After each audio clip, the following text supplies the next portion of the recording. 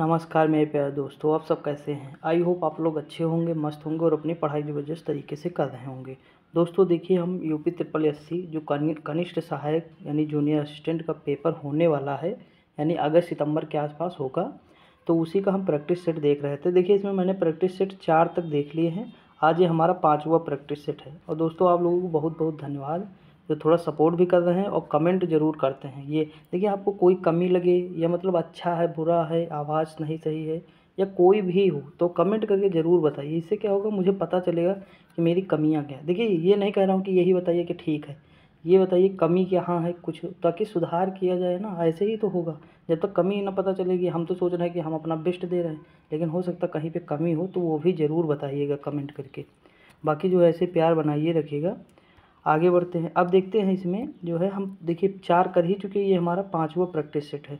और बाकी अंकित भाटी सर का जो पॉलिटी की क्लास है, मतलब वो अंकित भाटी सर की जो बुक की पॉलिटी की करा रहा हूँ क्लास, वो ज़रूर करिए, क्योंकि उसमें डेली जो है 400-500 क्वेश्चन हम कर ही लेते हैं आराम से, 50 मिनट में, 1 घंटे में। देखिए, कल वाली वीडियो मुझे ध्यान न थी, मतलब सुबह जो है आज अपलोड हुई जो, वो ध्यान न थी, 1 घंटे की वीडियो बन गई, जबकि मैंने कोशिश की थी कि 40 मिनट में। लेकिन कंटेंट जब ज़्यादा रहता है तो फिर वीडियो लंबी बन जाती है। तो देखते हैं इसमें हिंदी से शुरुआत करते हैं। देखिए, पहला क्वेश्चन लिखा है, किसी कार्य के लिए दी जाने वाली आर्थिक सहायता वाक्य हेतु उपयुक्त शब्द क्या है। तो देखिए, आपने सुना होगा अनुदान, जिसे ग्रांट कहते हैं इंग्लिश में। तो अनुदान क्या होता है कि आर्थिक सहायता, जैसे केंद्र सरकार ने राज्य सरकार को आर्थिक सहायता प्रदान की। तो ये सारी चीज़ें आप कब सुने होंगे, इकोनॉमिक्स में ज़्यादा सुनने में आता है। ठीक, बाकी जो है किसी कार्य के लिए दी जाने वाली आर्थिक सहायता अनुदान कहलाती है, ये हिंदी में सुने होंगे। आगे बढ़ते हैं। अगला क्वेश्चन लिखा कि दिए गए शब्द के समानार्थी शब्द का चयन करें। तो देखिए, लक्ष्मी का होता है पद्मा, लक्ष्मी का पर्यायवाची क्या होता है, पद्मा होता है। याद रखिए, ऑप्शन नंबर क्या हो जाएगा, डी हो जाएगा। अगला क्वेश्चन दिया है कि समानार्थी शब्द की जोड़ी नहीं है। तो इसमें देख लेते हैं। देखिए, निशा, निशा का क्या होता है, निशाचर। तो ये जोड़ी सही नहीं है, क्योंकि निशा मतलब क्या होता है, रात होती है और राक्षस हो जाएगा। उसके देखिए, सुमन पुष्प सही है। चारपाई खटिया गांव में सुने ही होंगे, चारपाई बाहर लाओ, खटिया बाहर लाओ ना। तो ये चीज़। अगला है पाठशाला और विद्यालय एक ही है, लेकिन ये जो है नहीं है। अगला क्वेश्चन, निम्नलिखित में से कौन सा शब्द स्त्रीलिंग। तो देखिए, केतली, फुटपाथ, स्टोव, स्कूल। तो देखिए, केतली स्त्रीलिंग है कि नहीं, इसमें देख लीजिए, ऑप्शन में आपको लग ही रहा है। जैसे फुटपाथ पर इंसान चल रहा है, तो देखिए चल रहा है यानी पुल्लिंग लग रहा है। स्कूल जा रहा है यानी स्त्रीलिंग।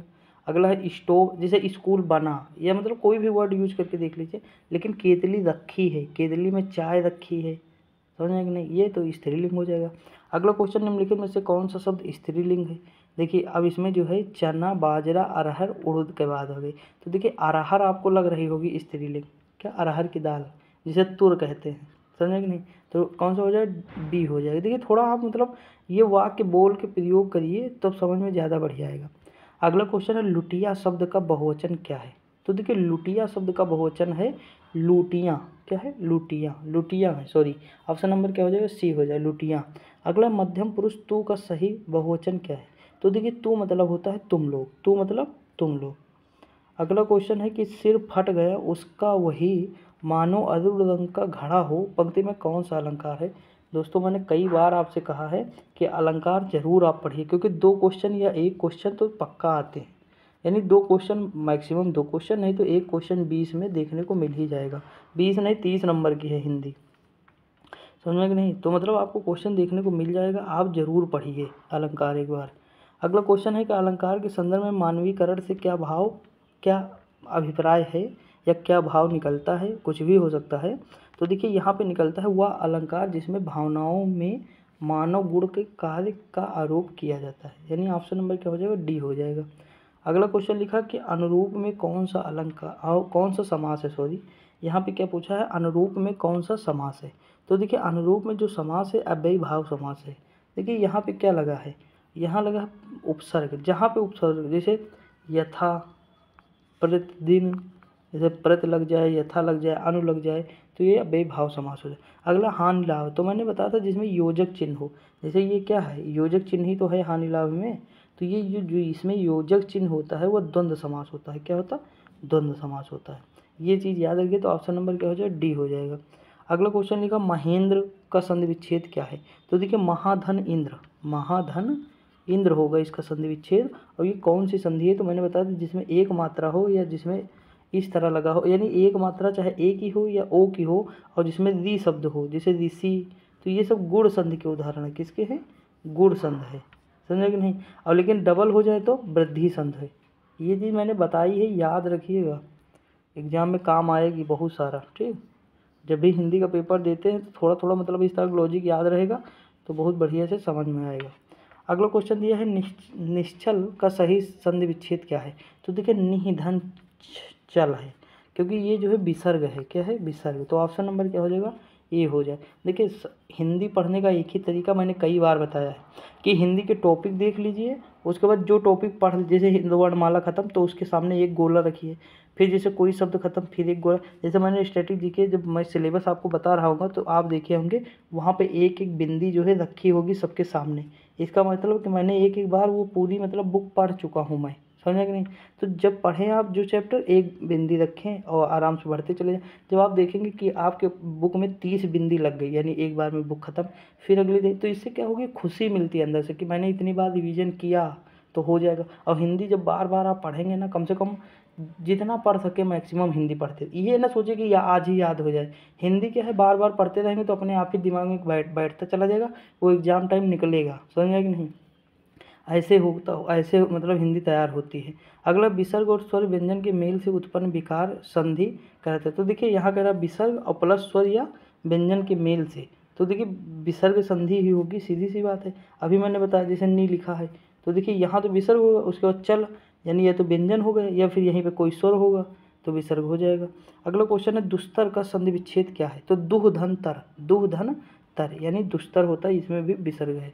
अगला है सही विकल्प का चयन करें जो शुद्ध वाक्य है।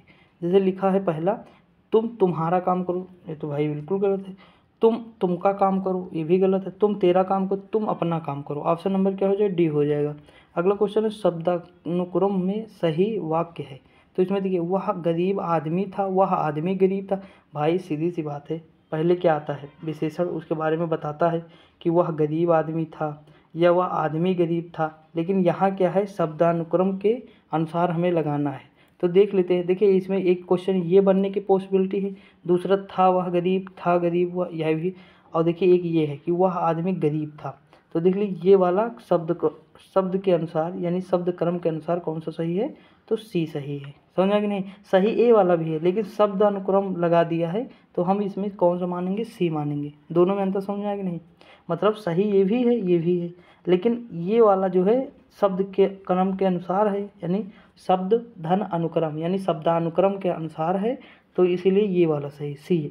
अगला क्वेश्चन है कि निम्नलिखित वाक्यों में से प्रयुक्त अनावश्यक अथवा अनुपयुक्त शब्द वाला वाक्य छांटिए।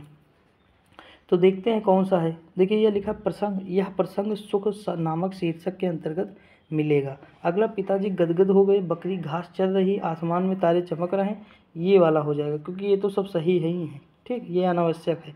ऑप्शन नंबर ए हो जाएगा। अगला क्वेश्चन फूंक फूंक कर पैर रखना, मतलब डर कर कदम बढ़ाना, धीरे धीरे जाना, सोच विचार कर काम करना, समझ नहीं, यानी फूंक फूंक कर कदम रखना, सोच विचार कर काम करना। अगला क्वेश्चन है मेढकी को जुखाम होना मुहावरे का अर्थ है। तो देखिए मेढकी को जुखाम होने का मतलब बिना योग्यता के योग्य होने का नखरा करना। अगला क्वेश्चन, अब देखिए अगला क्या है हमारा जो है गद्यांश आ गया है, तो पढ़ते हैं जल्दी। देखिए लिखा रिक्शे पर मीरा के साथ हंसती बोलती थी तो घर पहुंची, सीढ़ियाँ चढ़ने लगी तो कुछ झगड़ने की आवाज़ सुनाई दी और ऊपर पहुंची तो देखा दोनों आजू बाजू वाली पड़ोसनें झगड़ रही थी। अपने दरवाजे के पास खड़ी होकर उसने कुछ देर तक उनकी बातें सुनी तो झगड़े का कारण समझ में आया। एक ही महदी ने घर साफ करके कचरा दूसरे के दरवाजे की ओर फेंक दिया था, इसी बात का झगड़ा था। रित के दोनों को समझाया बुझाया, आखिरकार कचरा फेंकने वाली महदी को बुलाया गया। उसने झाड़ू थामी और कचरा सीढ़ी की ओर धकेल दिया। फिर वो महदी अंदर चली गई। दोनों पड़ोसनों ने भी अंदर जाकर अपने अपने द्वार बंद कर दिए। देखिए ये यूपी 380 पूछा है। ठीक, ये जो है हम प्रैक्टिस सेट कहीं पर देखे थे जब कर रहे थे, तो ये पूछा गया है क्वेश्चन। अब देख लेते हैं। देखिए अभी और है इसमें। अगला है कि रीतू खड़ी खड़ी देख रही थी, जो सीढ़ी पहले से ही गंदी थी वह और भी गंदी हो गई। रेत का तो साम्राज्य ही था, कहीं बादाम के छिलके पड़े थे तो कहीं चूसी हुई ईख के लच्छे, कहीं बालों का गुच्छा उड़ रहा था तो कहीं कुछ और। मन वितृष्णा से भार उठा। सोचा उस सीढ़ी से चढ़कर सब अपने घर तक आते हैं, इससे उतरकर दफ्तर, बाजार आदि अपनी इच्छित जगहों पर जाते हैं, पर इसे कोई साफ नहीं करता, उल्टे सब इस पर कचरा फेंक देते हैं। साझे की सीढ़ी है ना, गंदगी बिखरने का हक सबको मिला है और साफ करने का कर्तव्य किसी का नहीं है। स्वच्छ तो जैसे अनबुझी तृष्णा हो गई है। दोस्तों देखिए, थोड़ा मतलब अटक कैसे जा रहा हूँ, क्योंकि जैसे मान लीजिए नीचे जो है आवाज़ होने लगती है कभी कभी ना, तो थोड़ा ध्यान उधर ही डाइवर्ट हो जाता है, इसीलिए थोड़ा जल्दी भी करना रहता है, क्योंकि नहीं तो आवाज़ होने लगेगी तो दिक्कत है, इसीलिए थोड़ा मतलब वो हो जाता। तो थोड़ा मैनेज कर लीजिएगा अपने हिसाब से। बाकी हिंदी कोई नहीं पढ़ा रहा हूँ, थोड़ा देख लीजिएगा, ठीक। अगला देखते हैं। देखिए अब क्वेश्चन इसमें करते हैं कि ऋतु कैसी आवाज़ें सुनाई दी। जैसे लड़ने झगड़ने की, तो देखिए सीधी सी बात पहले लिखा था लड़ने झगड़ने की, ऑप्शन नंबर ए हो जाएगा। अगला क्वेश्चन, मेहंदी किसे कहते हैं, तो काम वाली को कहते हैं। किसे कहते हैं, काम वाली को कहते हैं। मेहंदी किसे कहते हैं, काम वाली को कहते हैं। अगला है कि ऋतु का मन घृणा से भर गया क्योंकि सीढ़ियों पर कचरा फैलकर दोनों पड़ोसियों के दरवाजे बंद कर दिए गए, उसे नहाया नहीं था, पड़ोसिनें लड़ रही थी। तो देखिए जो कचरा फेंका है ना, यही किधर है कि उसका मन घृणा से भर गया। अगला क्वेश्चन है, रिक्शे पर मीरा के साथ कौन हंसती बोलती घर पहुंची। तो देखिए रिक्शे पर जो है कौन, तो ऋतु पहुंची, सीधी सी बात है। अगला क्वेश्चन, दोनों आजू बाजू के पड़ोसी क्या कर रही थी, झगड़ा कर रही थी। अगला, पक्षी का पर्यायवाची क्या है। तो देखिए पक्षी के पर्यायवाची है बिहग, आपने सुना होगा, खग, बिहग, ये सब आपने सुना होगा ना। तो ये पक्षी का पर्यायवाची। भूधर किसका है, तो ये जो है पर्वत का है। किसका है, पर्वत का। मीन किसका है, तो मछली का है, मत्स्य का है। और वृंद किसका है, तो समूह का है, यानी पक्षी का जैसे जो समूह, जैसे मुनिगण या मुनिवृंद, यानी मुनियों का समूह हो जाएगा। ऋषि वृंद या मतलब पक्षी वृंद, आपने देखे होंगे इस तरह के वर्ड लिखे होंगे तो समझ में आएगा कि वृंद मतलब क्या होता है, समूह होता है। आगे बढ़ते हैं। अगला है कि भौरा का सही पर्यायवाची क्या है। तो देखिए भौरा यानी भ्रमर, भौरा यानी भ्रमर हो जाता है। अगला, ऊन का तत्सम क्या है, ऊण है। क्या है, ऊण है, ऑप्शन नंबर डी हो जाएगा। अगला है, डंडा शब्द है। तो देखिए डंडा तो भैया देशज है। डंडा क्या है, सॉरी, डंडा क्या है, तद्भव है। डंडा क्या है, तद्भव है। और इसका जो है तत्सम क्या होता है, दंडज होता है। क्या होता है, दंड होता है। ऑप्शन नंबर क्या हो जाएगा, मतलब जो है ऑप्शन इसमें बी हो जाएगा। और डंडा का जो है तत्सम क्या है, तो दंड है, ठीक। आगे बढ़ते। अगला, तद्भव से तत्सम बने सही शब्द युग्म को चिन्हित कीजिए। तो देखिए अब इसमें चिन्हित करते हैं। देखिए धुआं, धूम्र, क्या लिखा है, धुआं धूम्र है। उसके बाद चक का चक्ष है। और देखिए इसमें तद्भव से तत्सम बने। उसके बाद भभूत, विभूत है, नेह, स्नेह है। तो देखिए इसमें जो हो जाएगा ऑप्शन नंबर हमारा सी सही हो जाएगा। क्या हो जाएगा, सी सही हो जाएगा। अब देखते हैं, रीजनिंग आ गई है, ठीक। थोड़ा सा देख लेते हैं रीजनिंग के बारे में। देखिए ए यस यच, उसके बाद ए T E, A P E, are I D, इसमें क्या है, निम्नलिखित में से कौन सा एक अक्षर जब नीचे के शब्दों से पहले लगाया जाता है तो नए शब्द को बनाया जाता है। तो देखिए जी ए यस यस, मान लीजिए जी हम लगा रहे हैं तो आपको कोई का शब्द समझ में आ रहा है। देखिए गेट तो समझ में आ गया, लेकिन ये शब्द कोई मतलब समझ में नहीं है। जैसे गेप, ये कौन सा है, ये भी समझ में ना आ रहा होगा। गेड, तो देख लीजिए ना, समझ में आ रहा, नहीं आ रहा, हटा दीजिए। अब देखिए हम आर लगाते हैं, आर में क्या है, तो देख लीजिए R A S H, rash, rash मतलब क्या होती है, फुंसी होती है। क्या होती है, फुंसी, ये समझ में आ गया। उसके बाद देखिए R A T E, rate, rate मतलब क्या होता है, वेग या कोटि होती है, कितने, कितना रेट है। अगला है कि ए पी ई, ये क्या है, तो देखिए आर लगा देंगे तो रेप हो जाएगा, जो बलात्कार होता है। तो देखिए इसमें जो है रेप बन गया, ठीक। तो इसमें रेट, इसमें रेस हो जाएगा। अगला है कि आर फिर लगा देंगे तो आर ए आई डी, ये क्या होता है, तो छाया हो जाएगा। सुना कि नहीं, तो ये चीज़ है, तो आर लगाना है इसमें। ऑप्शन नंबर क्या हो जाएगा, बी हो जाएगा। आगे बढ़ते हैं। देखिए अगला क्वेश्चन है, निम्नलिखित में से कौन वेन डायग्राम गाजर भोजन सब्जी वर्गों के बीच सही सही संबंध दर्शाता है। तो देखिए सब्जी में अब देख लेते हैं। देखिए मान लीजिए कोई सब्जी है, ठीक, यहाँ के मतलब कहा है कि कौन सा वेन डायग्राम, मतलब जैसे मान लीजिए पूरा भोजन है, देखिए भोजन गाजर और जो है सब्जी में दर्शाता है। तो जैसे मान लीजिए कि जितनी भी गाजर है वो क्या है, सब्जी है, तो सीधी बात सब्जी जो है होगी फिर गाजर होगा। और ये क्या आएगा, सभी सब्जियां भोजन की होती तो भोजन सबसे अंदर आएगा, यानी पहले भोजन फिर जो है सब्जी फिर गाजर हो जाएगा। समझा कि नहीं, आगे बढ़ते। अगला क्वेश्चन दिया हुआ है, अगला दिया है कि एक कक्षा में 100 विद्यार्थियों में से 60 चाय पीते हैं, 40 कॉफ़ी और 25 दोनों पीते हैं। कितने विद्यार्थी चाय कॉफ़ी दोनों नहीं पीते? अब देख लीजिए, देखिए 100 टोटल विद्यार्थी हैं, बना लेते हैं। तो इसमें 60 चाय पीते हैं और 40 जो है कॉफ़ी पीते हैं, दोनों 25 पीते हैं। कितना पीते? 25। तो देख लेते हैं, देखिए यहाँ पे कितना हो जाएगा? 35 हो जाएगा। ठीक, जो केवल जो है चाय पीते हैं, ये टी के होगा, ये कॉफ़ी को होगा। यहाँ कितने हो जाएंगे? तो 15। तो देख लीजिए, देखिए 25 तो ये हो गए, 15 ये हो गए, कितना हो गए? 40 हो गए। और 40 और 35 कितना हो गया? तो 75 हो गए। कितना हो गया? 75 हो गए। उसके बाद बच्चे कितने? तो 25। तो यानी कितने लोग नहीं पीते हैं? तो 25 लोग हैं जो कुछ नहीं पीते हैं। तो ऑप्शन नंबर क्या हो जाएगा? बी हो जाएगा। अगला क्वेश्चन, ये किसी महीने के 10वां दिन शनिवार है, तो उस महीने के 27वां दिन कौन सा वार होगा? तो देखिए 10 तारीख को शनिवार है और कह रहा है तो 27 तारीख को क्या होगा?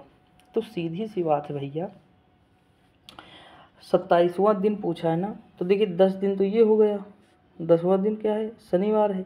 उसके बाद दिन कितने बचते हैं? उसके बाद देखिए दिन कितने बचे? 27 दिन में क्या हो जाएगा? देखिए 27 का हम जो है अगर बात करें तो कितना हो जाएगा? 27 का हो जाएगा शनिवार। ठीक, उसके बाद फिर जो है देखिए आप ये करके देखिएगा, इसमें आएगा मंगलवार, मैं बता दे रहा हूँ क्योंकि इसमें ऐड करना पड़ेगा। देखिए 10वां दिन हो जाएगा शनिवार, उसके बाद शनिवार फिर 11वां दिन, 12वां, 13वां, 14वां, फिर 27वें दिन तक हमें जाना है, तो मंगलवार आएगा। करके देख लीजिएगा। अगला क्वेश्चन है कि 35 नंबर क्वेश्चन दिया हुआ है। देखिए हम ये प्रश्नवाचक पढ़ते हैं, चिन्ह दिया है कि सही विकल्प का चयन करें। तो इसमें देखिए सही विकल्प क्या हो जाएगा? पहला है कि 11,529 यानी 11,529 है। अगला है 72,135 है। फिर 23,687 है। कह रहा अगली संख्या क्या होगी? तो देखिए अगली संख्या क्या चीज़ होगी, अब देख लेते हैं। देखिए इसमें क्या है, इसमें इनको जोड़ा गया है आपस में। जब इस तरह के क्वेश्चन है बड़ी संख्या ना, तो जोड़ दीजिए। देखिए जैसे इसमें जो है 1 + 1 + 5 + 2 + 9 इनको जोड़ा गया तो कितना बना? देखिए 9 यहाँ है, 9 उसके बाद फिर जो है ये कितना हो जाएगा? 9 यानी 18 हो जाएगा। कितना हो जाएगा? 18। जब इसे जोड़ोगे तब भी 18 आएगा। 18 देखिए दोनों में 18 का 18 रेशियो बन रहा है कि नहीं? 1 रेशियो 1 का। तो जब इसे जोड़ेंगे तो कितना आएगा? 26 आएगा। और वैसे ही 26 वाला ऑप्शन चूज कर लीजिए जिसमें 26 है, तो ऑप्शन नंबर ये हो जाएगा सी। ठीक, इसे जोड़ना है बीच से। अगला क्वेश्चन दिया है कि इस प्रश्न में दिए गए 4 विकल्पों में से 3 विकल्प तार्किक रूप से संबंधित है, उस शब्द को चुनिए जो अलग है। तो इसमें से सबसे अलग कौन है? सीवी रमन। इनको जो है क्या मिला है? देखिए सबसे अलग जो है ऑप्शन सीवी रमन और राधा कृष्णन और राजगोपालाचारी, इनको सबको जो है अवार्ड मिला है भारत रत्न। भारत रत्न जो है पुरस्कार इनको मिला है, लेकिन आचार्य JB कृपलानी को नहीं मिला, यानी ऑप्शन नंबर ए हो जाएगा। अगला क्वेश्चन लिखा है दी गई प्रश्न आकृति का जल प्रतिबिंब ज्ञात कीजिए। तो देख लेते हैं कि जल प्रतिबिंब कौन सा जो है इसमें सही है। ये जो है मतलब जो है ये क्वेश्चन है, बाकी इसमें ज्ञात करना। तो देखिए जो ये आर लिखा है ये वाला, तो ये मुड़ जाएगा, समझा कि मुड़ेगा कि नहीं दोनों तरफ? तो देख लीजिए इसमें जो है ऑप्शन नंबर डी होगा। क्यों? क्योंकि ये दोनों मतलब आमने सामने जैसे इस तरह हैं, देख ली समझिए। तो जैसे हम इसे पलटेंगे तो पहला तो ये इस तरह हो जाएगा। ठीक, उसके बाद क्या होगा? ये मतलब जल प्रतिबिंब जल प्रतिबिंब, तो जल तो नीचे होगा। ठीक, जब हम नीचे देखेंगे तो ये थोड़ा मतलब इस तरह नज़र आएगा। आप खुद ही देख लेते होंगे कि जब जल में देखेंगे आप तो आपको पैर जो है सबसे पास में नज़र आएगा, उसके बाद फिर जो है सर दूर नज़र आएगा, समझा कि नहीं? यानी ऊपर सर नज़र आएगा। तो देखिए यहाँ उल्टा हो जाएगा, यानी जो चीज़ नीचे वो ऊपर नज़र आएगी, ऊपर नीचे। तो ऑप्शन नंबर इसमें जो है डी हो जाएगा, आपको पता भी होगा। अगला क्वेश्चन है कि जो है 1331 और 2197, 3375 और 4913। उसके बाद अगला शब्द इसमें कौन सा होगा? तो देखिए एक श्रृंखला है जो स्क्वायर करता है। जैसे ये 11 का स्क्वायर है, ये किसका ये क्यूब है, 11 का क्यूब है, ये 13 का क्यूब है, 15 का क्यूब है, फिर 17 का क्यूब है, फिर 19 का क्यूब आएगा। किसका आएगा? 19 का क्यूब आए, सी हो जाएगा इसका। आप करके देख लीजिएगा।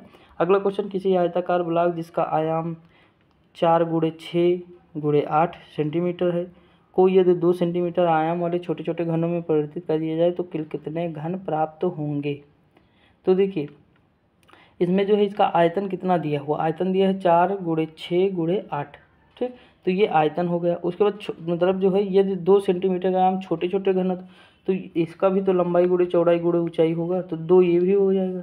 तो कितना होगा 8 ये हो जाएगा और 8 ये हो जाएगा, यानी बड़े का कितना होगा 8 और छोटे का 8 होगा। तो देखिए ये जो है कह रहा है कि कितने घन प्राप्त किए जा सकते हैं, यही वाले छोटे वाले।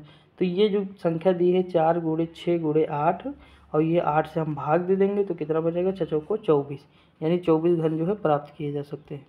अगला क्वेश्चन लिखा है कि यदि किसी घड़ी में 7:30 हो रहे हो तो उस समय घंटे और मिनट की सुइयों के बीच कितने डिग्री का कोण बनेगा।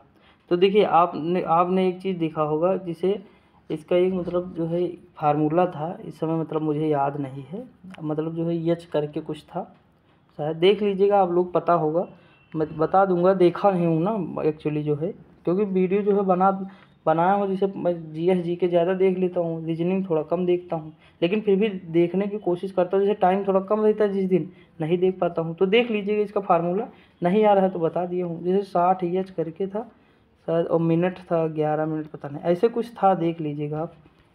तो इसके लिए जो है सॉरी यार, देख लीजिएगा ठीक। अगला क्वेश्चन दिया है यदि रिथमिक या रिथमिक, देख लीजिए रिथमिक कुछ नहीं, देखिए RHYTHMIC को QGXSGLHB लिखा जाए तो म्यूजिक शब्द के लिए कौन सा कोड उपयुक्त होगा। तो देखिए सबसे पहला हमारा काम क्या होता है कि हम इनका जो स्थान लिखें, जैसे R किस नंबर पे 18 नंबर पे, इनकी प्लेस वैल्यू लिखना है, H कितने पे है 8 पे है, उसके बाद Y कितने पे है 25 पे। अब देखते हैं इधर चलते हैं तो देखते हैं क्या मतलब, देखिए R 18 पे है तो Q किस पे होगा 17 पे होगा। उसके बाद देखिए G किस पे आएगा 7 पे आएगा। उसके बाद देखिए यक्स किस पे आएगा, तो देखिए अब देखिए यक्स कैसे याद करेंगे भाई, देखिए यक्स वाई आता है ना तो 24 पे आ जाएगा। तो देख लीजिए एक घट रहा है यहाँ, देखिए 18 से क्या हुआ 17, 8 से क्या हुआ 7, 25 से क्या हुआ 24, तो घट रहा। तो वैसे ही यम घटा दीजिए, तो यम देखिए 13 पे है, फिर यल हो जाएगा यानी 12 पे हो जाएगा, समझ नहीं ऑप्शन। उसके बाद क्या हो जाएगा, देखिए यू है, यू 21 पे है तो टी 20 पे है तो टी हो जाएगा, तो यानी यही हो जाएगा बी नंबर। अगला क्वेश्चन लिखा कि गोर्ब फ्लोर का अर्थ है फाइन बेल्ट और फिक्शन गोर्ब का अर्थ है सीलिंग फैन, अर्थ स्टूल्स का अर्थ है टाइल्स रूफ, किस शब्द का अर्थ सीलिंग टाइल्स है। तो देख लीजिए सीलिंग और टाइल्स कहाँ दिया हुआ है, देखिए सीलिंग यहाँ है, टाइल्स यहाँ है, ठीक। अब हमें इन्हें दोनों देखना है। अब देख लेते हैं जहाँ कॉमन है वो उस पर चलते हैं। तो देखिए यहाँ गोर्ब कॉमन है, क्या कॉमन है मतलब यहाँ देख लीजिए ये ठीक है। देखिए यहाँ गोर्ब है कॉमन और यहाँ पे गोर्ब कॉमन है, और यहाँ पे देखिए फाइन कॉमन है, तो गोर्ब का तो हो गया फाइन, क्या हो गया फाइन हो गया, ठीक। समझ में आ गया नहीं, ये चीज़ हो जाएगा।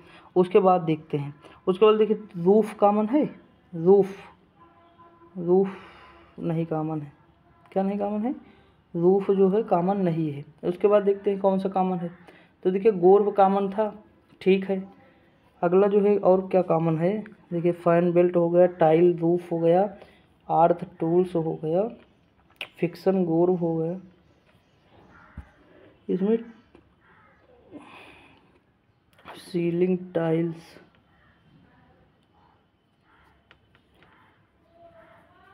इसमें समझ में नहीं आ रहा है कि मतलब कॉमन क्या है, क्योंकि यहाँ पे जो लिखा है कि शब्द का अर्थ सीलिंग टाइल्स है, या तो फिर हम आप मतलब जो कि ये उल्टा दिया हुआ है। जैसे यहाँ पूछना चाहिए, जैसे इसमें कोई शब्द देकर ये मतलब पूछता है तो समझ में आता है, लेकिन यहाँ जो है उल्टा दे दिया, यानी किस शब्द का अर्थ है सीलिंग टाइल्स, ये पूछ लिया।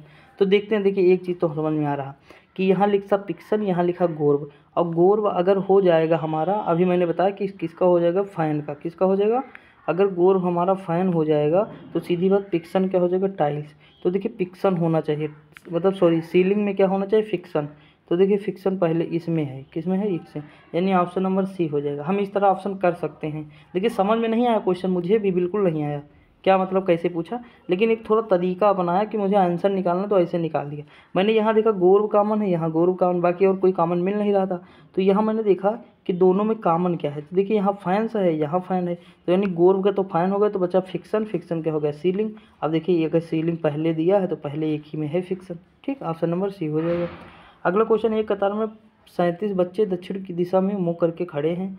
आर टी के दाहिने 8वें स्थान पर है, जो डी के बाएं 14वें स्थान पर है। उस पंक्ति में डी और आर बीच कितने बच्चे हैं।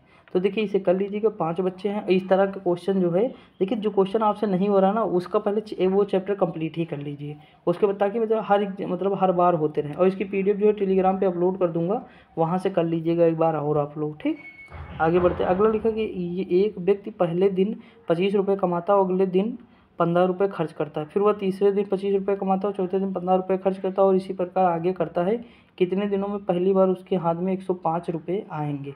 तो देखते 25 रुपये कमा रहा है और जो है 15 रुपये खर्च करता है, तो एक दिन में कितना बचा, 10 रुपये बचता है। यानी उसके जो है एक दिन की बचत कितनी है, तो देखिए उसकी बचत है 10 रुपये। बचत कितनी है, देखिए 25 कमाता है, अगले दिन 15 खर्च कर देता है। वो तीसरे दिन 25 कमाता है और चौथे दिन 15 खर्च करता है, तो 10 रुपये बचत होती है। तो देखिए 10 रुपये ये बचत कर लेता है, समझा कि नहीं। लेकिन देखिए ठीक है, देखिए देखते हैं यहाँ फिर से। एक व्यक्ति पहले दिन 25 रुपये कमाता तो इसका एक दिन तो कमाएगा, दूसरे दिन 15 रुपये खर्च करता है तो दूसरे दिन खर्च करेगा, तो 2 दिन में उसकी बचत कितनी हुई, तो 2 दिन में उसकी बचत हुई 10 रुपये। कितनी हुई, 2 दिन का है बचत 10 रुपये, क्योंकि एक दिन कमाएगा एक दिन खर्च करेगा, तो 2 दिन का हो गया 10 रुपये। समझ में आ गया नहीं, 2 दिन का कितना होगा 10 रुपये। अब एक दिन का कितना हो जाएगा, तो 5 रुपये। एक दिन का कितना होगा 5 रुपये। अब कह रहा कितने दिनों में पहली बार उसके हाथ में 125 रुपये आएंगे। तो देखिए यहाँ पे अगर हम 16 दिन तक चलें, 16 दूना 16 पंचे 80, यानी 80 तो हो जाएगा। 16 दिन में कितना हो जाएगा 80। उसके बाद अगले दिन जो है 25 रुपये वो कमाएगा कि नहीं 25 रुपये, तो उसके पास 105 रुपये हो जाएंगे। समझे कि नहीं, तो 17वें दिन हो जाएगा। ऑप्शन नंबर डी हो जाएगा। थोड़ा करके देख लीजिएगा आप लोग, ठीक। अब रीजनिंग नहीं पढ़ा रहा हूँ थोड़ा, मतलब इसलिए तो टाइम लगता है, ज़्यादा रीजनिंग में घुस जाओ तो टाइम लगता है। अगला लिखा नीचे 2 दिए गए, क्योंकि तुरंत हो नहीं जाता कि क्वेश्चन देखो आंसर तुरंत मन से हो ही गया क्वेश्चन, ठीक। आपके सामने ही सॉल्व मैं भी करता हूँ। अगला दिया है नीचे 2 कथन दिए गए हैं और उनके बाद 4 निष्कर्ष 1, 2, 3 और 4 दिए गए हैं। यह मानते हुए कि ये कथन सत्य हैं, भले ही वे समान रूप से ज्ञात तथ्यों से भिन्न है, यह निर्णय करें कि कौन सा दिया गया निष्कर्ष कथनों के अनुसार अनुसरण करता है, यानी कौन सा है कथन का अनुसरण करता है। तो देख लेते हैं इसमें। देखिए कुछ डिब्बे गाड़ियाँ हैं, तो जो कुछ डिब्बे होंगे, मान लीजिए ये डिब्बे हैं, तो ये क्या हैं, गाड़ियाँ हैं। उसके कह रहा सभी गाड़ियाँ कलम हैं, तो सीधी सी बात है जितने भी गाड़ियाँ होंगी वो क्या कलम होंगी, यही चीज़ तो होगा। तो देखिए आप चलते हैं, लिखा है कि कुछ डिब्बे कलम हैं। अगला है कुछ कलम डिब्बे हैं, ये सॉरी मिटा दिया उसे, देख लेते फिर से, ठीक। अब देख कह रहा कुछ डिब्बे कलम हैं, हाँ तो हो सकता है, पॉसिबिलिटी है। अगला है कुछ कलम डिब्बे हैं, ये भी हो सकता है। कुछ कलम गाड़ियाँ हैं, कुछ कलम गाड़ियाँ हो सकता है। सभी कलम गाड़ियाँ हैं, नहीं, सभी कलम गाड़ियाँ कैसे हो सकती हैं, सुना कि नहीं, ये नहीं हो सकता। यानी 1, 2, 3 हो सकता है, लेकिन ये नहीं होगा, क्योंकि हम अंदर की ओर नहीं आ सकते। यानी जैसे मान लीजिए कि ये हमारा पेन है, ठीक, मान लीजिए ये पेन है और यहाँ पे है बीच में बुक है। कह रहा है सभी पेन बुक हैं, कहाँ है भाई, इधर वाले तो नहीं है बुक जो बाहर है, लेकिन कह रहा है कि कुछ बुक जो है पेन है, तो सही है। समझा कि नहीं, यानी जब हम अंदर की ओर आते हैं और सभी वर्ड लग जाए तो गलत हो जाता, तो ये हट गया ऑप्शन, तो इसमें 1, 2, 3 हो जाएगा, ठीक। आगे बढ़ते अगला अब देखते हैं जो है हमारा आ गया जीएस। तो देखते हैं जीएस, भारत में निम्नलिखित में से किस विरुद्धधर्मी धातु का विश्व का सबसे बड़ा भंडार मिला है, तो थोरियम मिला है। केरल के मोनोजाइट मिट्टी में पाया जाता है थोरियम। आगे बढ़ते देखिए आज जो है नीचे नहीं कटा है, क्योंकि कल जो पीडीएफ बना रहा था तो बहुत ध्यान देकर बना रहा था। अगला क्वेश्चन है समुद्री अभ्यास AIME 2023 भारत और किस संघ के बीच हुआ, तो देखिए ये भारत और आसियान संघ के बीच हुआ, ऑप्शन नंबर ए हो जाएगा। अगला क्वेश्चन निम्नलिखित में से कौन सा युग सुमेलित नहीं है, तो देखिए हेक्टर मुन्नो, लाल हरसिंह, लॉर्ड वेलेस्ली और कॉर्नवालिस। अब देखते हैं, देखिए ये चीज़ मैंने आपको बताई थी। जैसे देखिए इसमें हेक्टर मुन्नो कब था, तो हेक्टर मुन्नो जो है बक्सर के युद्ध के टाइम हेक्टर मुन्नो था। और लॉर्ड हेस्टिंग, तो हेस्टिंग के समय नेपाल हुआ था, और कब हुआ था, तो देखिए नेपाल युद्ध 2 हुए थे, एक तो 1717-18 में हुआ था, समझा कि नहीं। तो हेस्टिंग उस समय जो है गवर्नर जनरल था। मैंने बताया था कि आप एक बार गवर्नर जनरल के वीडियो देख लीजिए, 5 वीडियो बोर्ड पे बताया है, जबकि वहाँ सारी ट्रिक भी बताया, सारी मतलब जितना इंपॉर्टेंट था सब बता दिया उसमें। अगर उतना आप कर लेंगे तो आराम से आपको क्वेश्चन सही हो जाएगा, हर एग्जाम में आता है लगभग, समझ में कि नहीं, कर लीजिएगा, देख लीजिएगा, एक बार करके तो देखिए। अगला है कि बेलेजली, तो देखिए बेलेजली के समय क्या हुआ, बेलेजली के समय सहायक संधि हुई, और ये चौथा आंग्ल मैसूर युद्ध कब हुआ, तो 1799 में हुआ, ये मैंने बताया था। और बेलेजली आया था, इसे बंगाल का शेर भी कहते थे उस समय, और ये कब था, तो 1805 तक था। आपने जैसे वो सुना होगा हैदराबाद तंजौर जैसे मैंने एक ट्रिक दिया था, क्या दिया था, HTMAP, ठीक। HMT सॉरी HMTAP यही था, हाँ ठीक। जैसे हैदराबाद, मैसूर, तंजौर, अवध, पेशवा ये सहायक संधि जो है स्वीकार किए थे। बेलेजली की सहायक संधि स्वीकार करने वाले ये थे, ठीक। तो इस तरह है, मतलब देख लीजिए। अब देखिए कॉर्नवालिस लिखा कि लॉर्ड कॉर्नवालिस तृतीय आंग्ल मराठा युद्ध, तो ये हेस्टिंग ही था उस समय, क्या था, हेस्टिंग था, समझा कि नहीं, तृतीय आंग्ल। तो ये जो है गलत हो जाएगा, ऑप्शन नंबर क्या हो जाएगा, डी हो जाएगा। अगला क्वेश्चन, जीवन की उत्पत्ति के बारे में ओपेरियन का सिद्धांत किससे संबंधित है, तो ये जो सिद्धांत संबंधित है ना, ये संबंधित रसायन विकास से। अगला प्रश्न, विश्व क्षय रोग दिवस यानी विश्व टीबी दिवस कब मनाया जाता है, तो ये 24 मार्च को मनाया जाता है। अगला देखते हैं, देखिए असुमेलित को पहचान कीजिए। इसी तरह का सेम क्वेश्चन जो है आपकी बार आरओ में आया था। 4 राजधानी थी, 4 देश थे, आपको मैच करना था। देखिए केन्या की राजधानी नैरोबी, स्वीडन की स्टॉकहोम, डेनमार्क की कोपेनहेगन और तंजानिया की रबात नहीं है, दोदोमा है। कौन सी है, दोदोमा, लौंग के लिए फेमस है। आगे बढ़ते हैं। अगला क्वेश्चन है, पारिस्थितिकी तंत्र में ऊर्जा का कितना प्रतिशत प्रवाह आगे की तरफ होता है, तो 10% होता है। कितना होता है, 10%। ये हो जाएगा ऑप्शन नंबर। अगला क्वेश्चन, लगातार दूसरी बार प्रतिष्ठित डायमंड लीग 2023 का खिताब किसने जीता, तो देखिए ये जो खिताब जीते थे नीरज चोपड़ा। कौन, नीरज चोपड़ा, भाला फेंक से संबंधित है। अगला है, भारतीय संविधान का कौन सा अनुच्छेद राजनीतिक दल बनाने का अधिकार प्रदान करता है, तो ये कौन सा है, उपरोक्त में से कोई नहीं इसमें। अगला क्वेश्चन, निम्नलिखित में से किस क्षेत्र के आधार पर सही अवरोही क्रम है, तो देख लेते हैं। देखिए क्षेत्र के मतलब, कहने का मतलब क्षेत्रफल के आधार से अवरोही क्रम का मतलब क्या होता है, घटते हुए।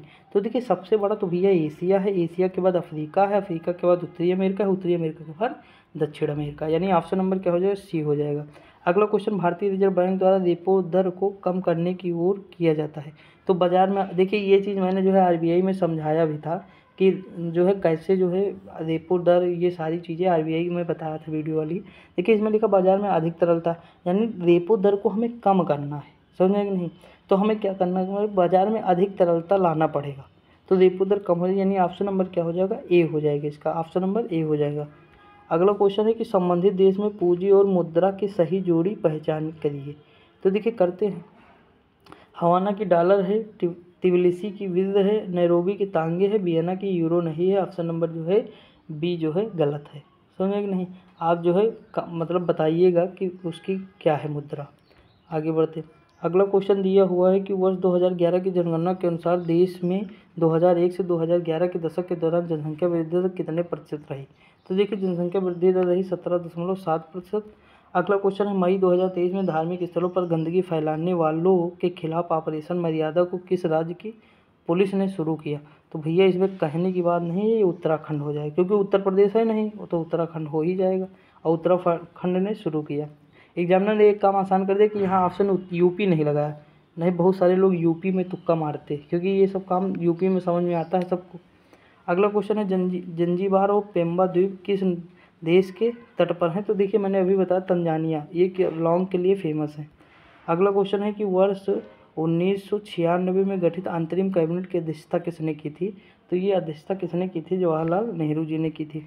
अगला क्वेश्चन है, राष्ट्रीय शिक्षा नीति 2020 को किस शैक्षिक पाठ्यक्रम प्रणाली के आधार पर विभाजित किया गया है, तो देखिए ये क्या है, 5+3+3+4 है। अगला, निम्नलिखित में से कौन भारतनाट्यम और कुचिपुड़ी दोनों शास्त्रीय नृत्यों से संबंधित है, तो देखिए यामिनी कृष्णमूर्ति का नाम मैंने बताया था, ये भरतनाट्यम और कुचिपुड़ी दोनों से संबंधित थी, यामिनी कृष्णमूर्ति। अगला क्वेश्चन है, भारतीय प्रबंधन संस्थान IIM कहाँ स्थित है, तो ये कहाँ स्थित है, लखनऊ में है। अगला, अप्रैल 2023 के अंत में भारत में बैंकों के लिए रिवर्स रेपो रेट कितने प्रतिशत रही, तो ये जो है 3.35% रही, ऑप्शन नंबर ए हो जाएगा। देखिए थोड़ा जल्दी देखते हैं, आवाज़ होने लगी है, ठीक। अगला क्वेश्चन है, कौन सी सोशल मीडिया साइट मुख्य रूप से दुनिया भर में पेशेवर से जुड़ने का एक तरीका प्रदान करती है, जिसका निर्माण विशेष रूप से ज्ञान और विचारों का आदान प्रदान करने और रोजगार के अवसर पैदा करने के लिए होता है, तो लिंक्डइन, ऑप्शन नंबर क्या हो जाएगा, सी हो जाएगा, ठीक। आगे बढ़ते। अब देखिए 67 नंबर क्वेश्चन क्या लिखा है, ये क्वेश्चन लिखा है, निम्नलिखित में से कौन सा एक उपाय नहीं है जिससे एक वायरस आपके कंप्यूटर को संक्रमित करता है, तो ये है PDF और जो है फाइल्स बनाना, ऑप्शन नंबर बी हो जाए। देखिए ये थोड़ा दोस्तों नहीं दिख रहा है, इसके लिए सॉरी, माफ़ी चाहता हूँ। देखिए दिखता क्या कभी कभी मतलब क्या होता है कि पेज ही में मतलब पेज जब साफ़ नहीं रहता है तो थोड़ा कम आता है, ठीक, तो उसके लिए क्षमा कर दीजिएगा। अगला है वेब विकास में एक प्रकार का वेब अनुप्रयोग एप्लीकेशन है जो एकल चित्रात्मक अंतरफलक सिंगल ग्राफिक इंटरफेस में प्रदर्शित एकल नवीन सेवा सृजन के लिए बहु सेवाओं को संयोजित करता है। तो ये कौन सा हो जाएगा, ये मैसअप हो जाएगा। ऑप्शन नंबर क्या हो जाएगा, डी हो जाएगा। अगला ईमेल में बीसीसी का क्या अर्थ है, तो देखिए ईमेल में बीसीसी का अर्थ है ब्लाइंड कार्बन कॉपी, आपने ये नाम बहुत बार सुना होगा। अगला क्वेश्चन है मल्टीटास्किंग ऑपरेटिंग सिस्टम का अर्थ है वह, देखिए क्या है, तो इसका अर्थ है कि बहुत से प्रोग्रामों का एक साथ संचालन किया जा सकता है। ऑप्शन नंबर सी हो जाएगा। अगला निम्नलिखित में से किस प्रोटोकॉल द्वारा वर्ल्ड वाइड वेब में पहुंच सकता है, तो ये कौन सा है, तो ये है HTTP, तो कौन सा है HTTP। ऑप्शन नंबर क्या हो जाएगा, ऑप्शन नंबर ए हो जाएगा। अगला है पहली सी पीढ़ी के कंप्यूटरों में किसका प्रयोग किया जाता, तो वैक्यूम का प्रयोग किया जाता था, किसका, वैक्यूम का, निर्वात नलिकाओं का। अगला क्वेश्चन निम्नलिखित में, देखिए मैंने बताया है ना नवीन सर की जो कंप्यूटर की आप क्लास कर सकते हैं और जो मैराथन वो भी कर सकते हैं, कोई दिक्कत नहीं है, क्योंकि वहीं से मैंने भी पढ़ा है थोड़ा बहुत कंप्यूटर। बाकी जो है कंप्यूटर कभी मैंने पढ़ा नहीं है, लेकिन ठीक है पढ़ते रहिए। अभी जैसे एक सोच रहा हूँ कि बुक करा दूंगा यूथ की लाके, तो उसमें बहुत सारे क्वेश्चन हो जाएंगे और भी कवर हो जाएंगे, क्योंकि अच्छा खासा मतलब इसका वेटेज है। अब देखते हैं आगे बढ़ते हैं। अगला है निम्नलिखित में से कौन सा लॉजिक बम के लिए सही है, तो देखिए लॉजिक बम के लिए क्या सही है, यह घुसपैठियों द्वारा मालवेयर से अंतर्विष्ट कोड है। अगला क्वेश्चन है पारंपरिक कंप्यूटरों में CRT मॉनिटर होते हैं, CRT का क्या अर्थ है, तो देखिए इसका अर्थ है कैथोड रे ट्यूब है, सुना है कि नहीं। आगे बढ़ते हैं। अगला है केविन सिस्ट्रॉम और माइक क्रीगर निम्नलिखित में से किसके संस्थापक हैं, तो देखिए ये संस्थापक है इंस्टाग्राम के। और देखिए नवीन सर की बुक मैंने कब पढ़ी थी, तो मतलब नवीन सर की मैंने कब पढ़ा था, तो 2 साल से ऊपर हो गए मैंने उनसे पढ़ा था कंप्यूटर, ठीक। देखिए थोड़ा मुझे ज़रूरत थी किसी सब्जेक्ट में तब पढ़ा था, मैं फ्री भी था तो मैंने सोचा चलो पढ़ लेते, कुछ तो सीखने को मिलेगा। बाकी मतलब कोई एग्ज़ाम नहीं देना है, नहीं तो सोचो कि एग्ज़ाम देने के लिए ये भी पढ़ते, समझे कि नहीं, क्योंकि हमारे एग्ज़ाम दूसरे हैं। अगला क्वेश्चन है कि वर्चुअल मेमोरी का आकार निर्भर करता है, तो देखिए ये क्या होता है, तो डिस्क स्पेस पर करता है। अगला है जटिल वैज्ञानिक गणनाओं के लिए प्रयोग किया जाता है, तो किसका प्रयोग किया जाता है, ये फोर्ट्रान का किया जाता है, किसका, फोर्ट्रान का। अगला है विंडोज साउंड फाइल का इंटेंशन होता है, तो देखिए इसका इंटेंशन होता है WAV। अगला क्वेश्चन है कि कंप्यूटर के सभी हार्डवेयर की जांच निम्नलिखित में से कौन करता है, तो ये जो हार्डवेयर BIOS करता है, ठीक। अगला क्वेश्चन है कि भारत के किस राज्य में सर्वप्रथम ट्विटर सेवा योजना प्रारंभ की, तो ये किया गया उत्तर प्रदेश में। अब देखते हैं यूपी स्पेशल से। आल्हा एक लोकप्रिय संगीत है, तो ये देखिए बुंदेलखंड का है, इसमें कहने की बात नहीं, ये लगभग सभी को पता होगा आल्हा उदल की कहानी। अगला उत्तर मध्य क्षेत्र सांस्कृतिक केंद्र चैती और कजरी केंद्रों का आयोजन किस शहर में किया जाता है, तो भैया बनारस में किया जाता है, कहाँ, बनारस में किया जाता है। ऑप्शन नंबर क्या हो जाएगा, डी हो जाएगा। अगला क्वेश्चन निम्नलिखित में से उत्तर प्रदेश किस फसल का सबसे बड़ा उत्पादक नहीं है, तो चावल का नहीं, चावल का कौन सा है, पश्चिम बंगाल है। अगला है निम्नलिखित में से जनसंख्या की दृष्टि से उत्तर प्रदेश का सबसे बड़ा जनपद कौन सा है, तो जनसंख्या के अनुसार कौन सा है, प्रयागराज है। सबसे ज़्यादा जनसंख्या कहाँ, प्रयागराज में है, और गाजियाबाद सबसे ज़्यादा घनत्व है, ठीक। अगला क्वेश्चन भारतीय दलहन, तो देखिए दलहन कहाँ है, कानपुर में है, दलहन शोध संस्थान कहाँ है, कानपुर में है। अगला उत्तर प्रदेश में सबसे अधिक वर्षा कहाँ होती है, तो देखिए अगली बार जो है राज्य पूछ लिया, जैसे गोरखपुर दिया था, लेकिन अब की बार क्या पूछ लिया कि मतलब बताइए तराई क्षेत्र, पश्चिम गंगा मैदान, पूर्वी गंगा, मध्य गंगा मैदान, तो इसमें कौन सा हो जाएगा, तराई क्षेत्र में सबसे अधिक वर्षा होती है। अगला सबसे कम वर्षा वाला क्षेत्र तो मथुरा हो जाएगा, समझा कि नहीं। लेकिन मेले सबसे ज़्यादा कहाँ लगते हैं, तो मथुरा में लगते हैं, याद रखिएगा। आगे बढ़ते हैं। देखिए अगला क्वेश्चन क्या दिया हुआ है, तो 88 नंबर क्वेश्चन दिया है कि उत्तर प्रदेश में कौन सा खनिज नहीं मिलता, तो अभ्रक नहीं मिलता। अगला निम्नलिखित में से कौन सा पक्षी अभयारण्य उत्तर प्रदेश में स्थित है, तो नवाबगंज पक्षी अभयारण्य कहाँ है, उत्तर प्रदेश में है, नवाबगंज पक्षी अभयारण्य। आगे बढ़ते। अगला है green park cricket stadium Uttar Pradesh के ज़िले में स्थित है, तो देखिए ये कहाँ स्थित है, कानपुर में स्थित है। दोस्तों देखिए पानी चल गया है, लेकिन हम जल्दी 10 क्वेश्चन देख लेते हैं। अगला फरवरी 2023 में इलाहाबाद हाईकोर्ट के मुख्य न्यायाधीश कौन बनाए गए हैं, तो ये कौन बनाए गए हैं, ये बनाए गए हैं न्यायमूर्ति प्रिंतिक दिवाकर। अगला क्वेश्चन है उत्तर प्रदेश राज्य पर्यटन विकास निगम लिमिटेड की स्थापना कब की गई, तो ये की गई 1974 में। अगला, राजीव गांधी राष्ट्रीय विमानन विश्वविद्यालय उत्तर प्रदेश में कहाँ है? तो फुर्सतगंज रायबरेली में है। ऑप्शन नंबर सी हो जाएगा। अगला क्वेश्चन, उत्तर प्रदेश मंत्रिमंडल ने 29 जुलाई 2020 को निम्नलिखित नगरों में से किसमें राष्ट्रीय वित्त विश्वविद्यालय की स्थापना का अनुमोदन दिया? तो देखिए ये विश्वविद्यालय कहाँ होंगे? प्रयागराज में। अगला क्वेश्चन, उत्तर प्रदेश में निर्यात उन्मुख सॉफ्टवेयर पार्क कहाँ स्थापित किया गया? तो ये नोएडा और कानपुर में। अगला क्वेश्चन, उत्तर प्रदेश के कानपुर और लखनऊ नगर किस भारतीय जनसंख्या वर्ष में 10 लाखीय नगर बने थे? तो ये बने थे 1971 से 1981 में। अगला क्वेश्चन, निम्नलिखित जनपदों में से किसमें साक्षरता दर सबसे कम है? तो देखिए साक्षरता दर सबसे कम कहाँ है? तो ये श्रावस्ती में सबसे कम साक्षरता दर। अगला है कि लोकायुक्त का कार्यकाल कितना होता है? तो यूपी में हमारे यहाँ 8 वर्ष का होता है। आगे बढ़ते, 2 क्वेश्चन और है। अगला है कि जैन तीर्थंकर पार्श्वनाथ निम्नलिखित स्थानों में मुख्यतः किससे संबंधित हैं? तो ये संबंधित है वाराणसी से। अगला क्वेश्चन लिखा है कि 10वें 100 नंबर क्वेश्चन है, G20 देशों की पहली बैठक इकोनॉमी वर्किंग ग्रुप की बैठक उत्तर प्रदेश के किस शहर में की गई? तो ये लखनऊ में की गई। तो दोस्तों देखिए 100 क्वेश्चन थे, हम आराम से कर लिए हैं, और जो है थोड़ा बहुत डिस्टर्बेंस हुआ होगा उसके लिए क्षमा चाहता हूँ। अब बाकी वीडियो देखते रहिए, मस्त रहिए, लाइक करिए, शेयर करिए, सब्सक्राइब करिए और इन्जॉय के साथ पढ़ते रहिए। ठीक, मिलते हैं अगली वीडियो में, तब तक के लिए जय हिंद।